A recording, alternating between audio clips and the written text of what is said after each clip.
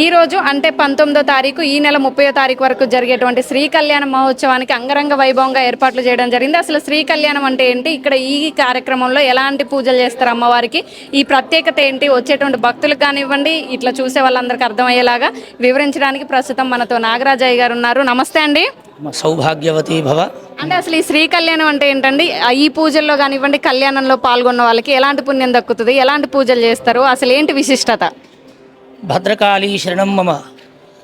అహం బ్రహ్మస్వరూపిణి మత్తః ప్రకృతి పురుషాత్మకం జగతు శూన్యంచ శూన్యంచ అహం ఆనందానానందో అహం విజ్ఞానే విజ్ఞాన అహం బ్రహ్మ బ్రహ్మణి వేదితవ్యే అహం పంచభూతాన్య పంచభూతాని అహమఖిలం జగతు. దేవి అధర్షణ శీర్షంలో అమ్మవారు తెలిపింది, నన్ను ఆనందపరిస్తే లోకం మొత్తం కూడా ఆనందాన్నే కలగజేస్తాను. బ్రహ్మస్వరూపమే నేను. అంటే అఖిలాండ కోటి బ్రహ్మాండ నాయకి భువనేశ్వరి ఆమెనే, భద్రకాళి అమ్మవారు ఆమెనే. ఈ సమస్త చతుర్దశ భువనములను 14 లోకాలు ఉన్నాయి మనకు, పైన 7 లోకాలు, పాతాళం నుంచి 7 లోకాలు. ఈ 14 లోకాలకు ఆమెనే భువనేశ్వరి. ఆమె ఆనందపరుస్తే ఈ లోకాన్ని కూడా ఆనందం కలగజేస్తుంది. మరి ఆమెకి ఏ విధంగా ఆనందం కలగాలి? శతకోటి చండీలు చేసినా, శతకోటి ఉత్సవాలు చేసినా, ఎన్ని అభిషేకాలు చేసినా, ఎన్ని చేసినా కూడా అమ్మవారికి ఇంకా వెళితే ఉంటుంది. ఎందుకోసం? అమ్మ నీకు ఇన్ని ఉత్సవాలు చేశాం కదా, ఇంకా అంటే నాకు శంకరుడు నా పక్కన కూర్చొని జరిగే కళ్యాణమే నాకు ఇష్టము అనే పార్వతీ పరమేశ్వర కళ్యాణం.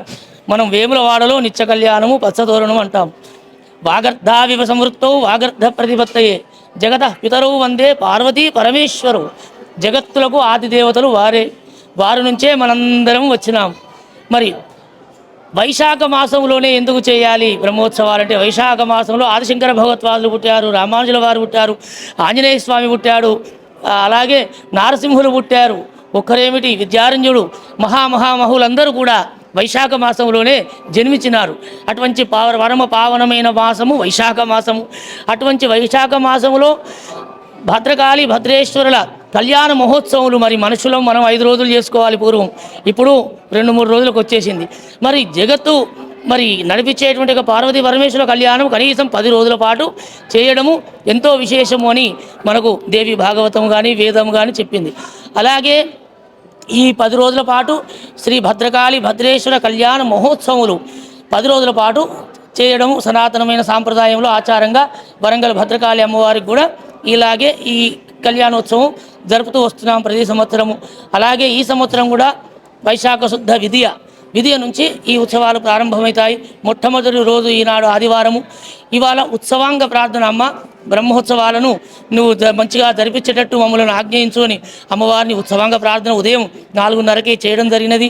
తర్వాత గణపతి పూజ, పుణ్యావాచనము, నాందిముఖం, అంకురార్పణ అంటారు. ఇవాళ మొదలుపెట్టి ఈనాడు అమ్మవారిని మొట్టమొదటి రోజు అమ్మవారి కళ్యాణం జరిపించాలంటే మరి ఎవరు? మన కళ్యాణము మన తల్లిదండ్రులు చేసినారు, మరి జగత్తు కళ్యాణం వారికి తల్లిదండ్రులు ఎవరు మనకు తెలియదు. కాబట్టి ఇటు గణపతి అటు సుబ్రహ్మణ్య స్వామి స్వయంగా రంగంలోకి దిగి మొట్టమొదటి గణపతి పూజ, సుబ్రహ్మణ్య ఆరాధనతో వారితోటే ఈ ఉత్సవాలు ప్రారంభిస్తాము. మొట్టమొదటి రోజు ఈనాడు విశ్వబ్రాహ్మణులు కూడా మొదటి రోజే వారికి సంఘం తరపున అమ్మవారికి సారా చీర సమర్పించి ఉత్సవంలో పాల్గొంటున్నారు.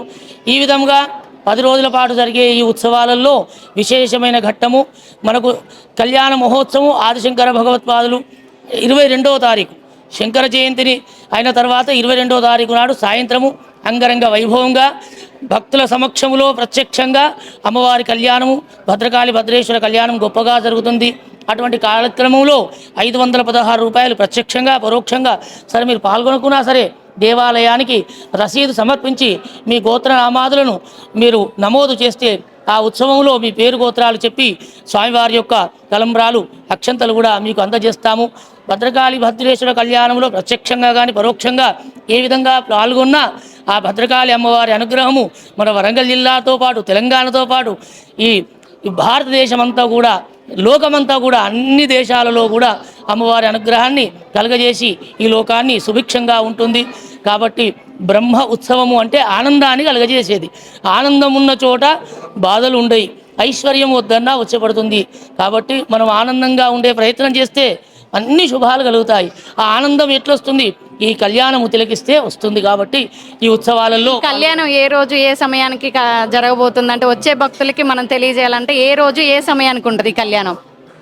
ఈ భద్రకాళి భద్రేశ్వర కళ్యాణం అయితే ఆదిశంకర భగవత్పాదులు పుట్టినరోజే మనకు కళ్యాణం చేయుట సాంప్రదాయము.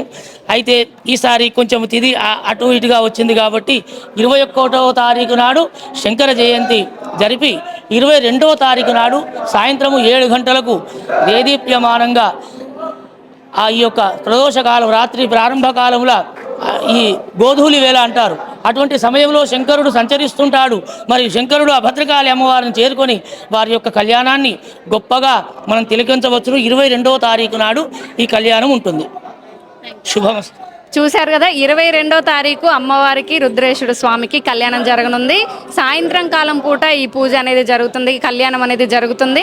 ఈ కళ్యాణంలో గనక పాల్గొంటే ఖచ్చితంగా అంతా కూడా చాలా బాగుంటుంది. అలానే అందరికీ కూడా సుఖ సంపదలు కలుగుతాయి. కొత్తగా పెళ్ళైన వాళ్ళు కానివ్వండి, పెళ్లి కావాలనుకున్న వారు ఇక్కడ ఈ కళ్యాణంలో పాల్గొనొచ్చు అంటూ కూడా ఆయన చెప్తున్నారు.